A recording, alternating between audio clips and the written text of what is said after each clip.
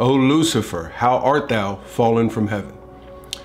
If you, like me, have been taught this popular Christian belief concerning Lucifer and Satan and the war in heaven and things like that, stay tuned, because I have 5 reasons why Lucifer is not Satan. There's no connection there whatsoever.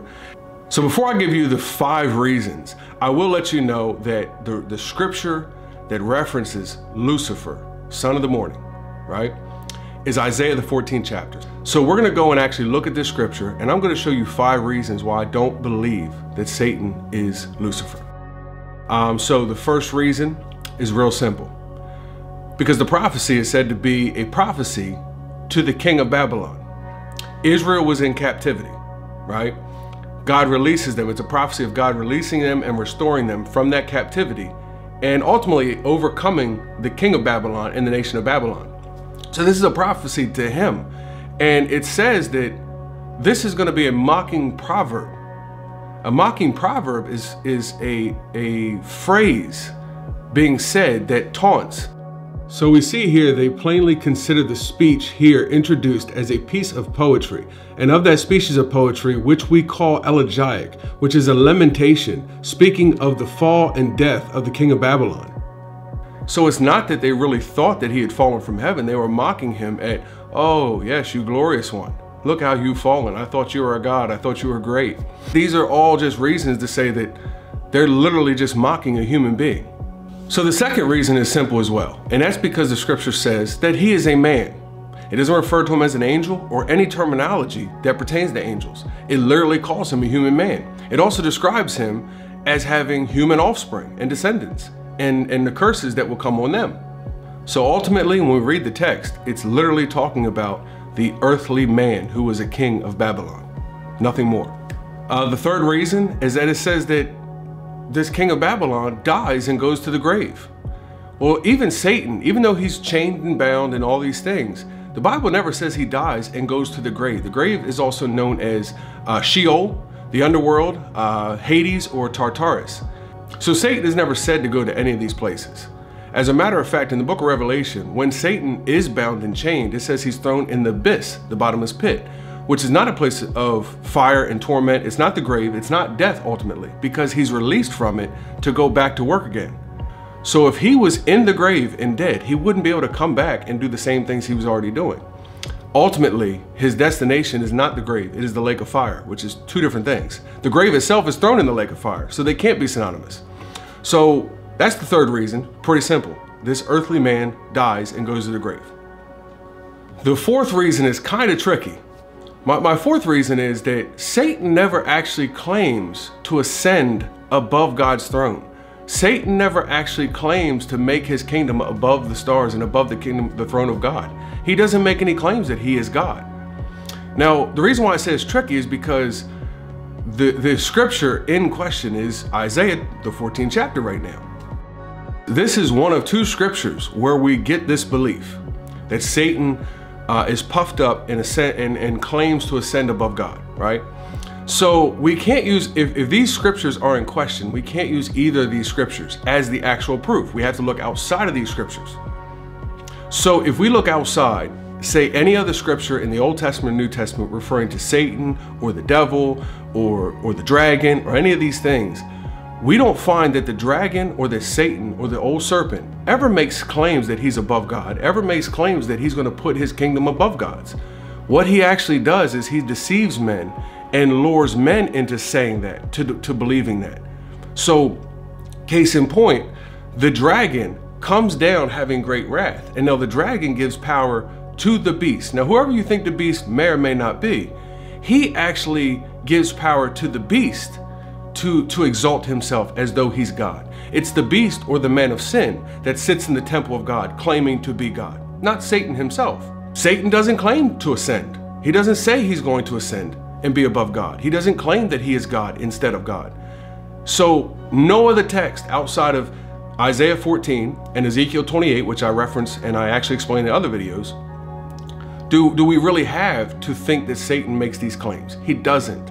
These earthly people make these claims. All Roman emperors and different rulers and kings would in some way, shape, or form make themselves a deity, make themselves God, and get so pompous and puffed up to make themselves God. So Satan never in fact does that. So this is not referring to Satan once again. It's referring to an earthly king.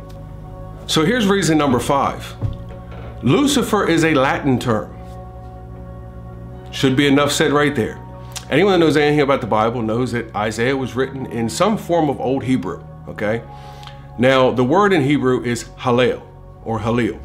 Now, that word is later translated several different ways, and it's not until the Latin Vulgate, which is the first Latin Bible that is produced by, I believe, Jerome, that the word or the translation Lucifer is actually found. So his name could have actually never been Lucifer way back then. His name in heaven could not have been said or pronounced as Lucifer. It would at best have to have been in a different language. So if we're going to go by the Hebrew scriptures, then we would say his name is Halil, right? Not Lucifer. So what this term Lucifer is actually referring to, or Halil is actually referring to the planet Venus. Oddly enough, it's a reference to the star of the morning, or the sun of the morning. Now, Venus was worshipped by many ancient cultures, like the ancient Samaritans. It was an image of a feminine god, a goddess, like Iana or Diana. And ultimately, it was worshipped, or it was praised and honored because it was the brightest star in the sky, second only to the moon. So it was called the sun of the morning. As seen in this picture, a star that was just so bright that it was similar or comparable to the sun of the moon. It was just so glorious. So this is where it gets interesting. Now, Canaanite mythology, which predates the book of Isaiah, it says right here that the morning star is pictured as a god who attempted to occupy the throne of Baal, which is the Lord, which is their Lord, the Canaanite Lord, and was unable to do so, and descended and ruled the underworld. So he was cast down to the underworld. And it said, so he was a lesser god, Halil. The original myth had been that the lesser god Halil tried to dethrone the Canaanite god who lived on the mountain of the north, okay? Now, if you remember what Isaiah said, he said, you said to yourself, I will ascend to heaven. He attempted to ascend to heaven and to make his throne above the throne of God, and he would preside in the mountain of the north. And this is the same exact thing that he's saying in Isaiah. Now, is he plagiarizing? Is he stealing this or what? So let's look down further. Down further it says, a connection has been seen also with the Babylonian myth. And it says here, the brilliance of the morning star, which eclipses all other stars. When it goes down, it says, he was led by his pride to strive for the highest seat among the star gods of the northern mountain of the gods. And he was hurled down by the supreme ruler of the Babylonian Olympus. So this is also a Babylonian myth. So it stands to reason that if a message is being sent to a Babylonian ruler, that they would speak according to a myth that they would understand was about the demise of someone who was too puffed up and became vain and thought of themselves higher than they should. So there's absolute almost perfection here in understanding why Isaiah, talking to an earthly man, would reference these heavenly things. And what sounds like an angel or someone up in the heavens being cast down, he's really just speaking to him according to his knowledge. He understands these things, and he's saying, look, you remember that story? This is exactly what's going to happen to you.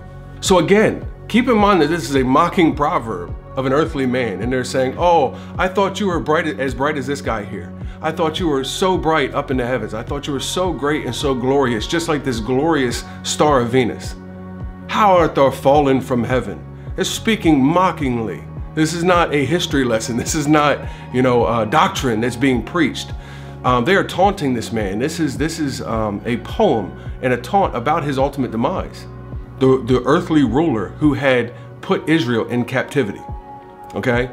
And I want you to understand that this belief is actually a Christian belief. Okay? Now that sounds good, right? But what I'm saying is it's a Christian invention. It wasn't until after Christ, it wasn't until the early church fathers and the church started that they read things like the war in heaven. And Jesus saying, I beheld Satan fall like lightning from heaven. And then they look at Isaiah 14 or Ezekiel the 28th chapter and they say, oh wow, see, that's where the war in heaven happened. Well, the problem with that is that that actually is not a Jewish concept. The Jews don't believe in any type of angelic rebellion other than Genesis the 6th chapter. The Jews don't, and they actually claim that that's the origin of evil.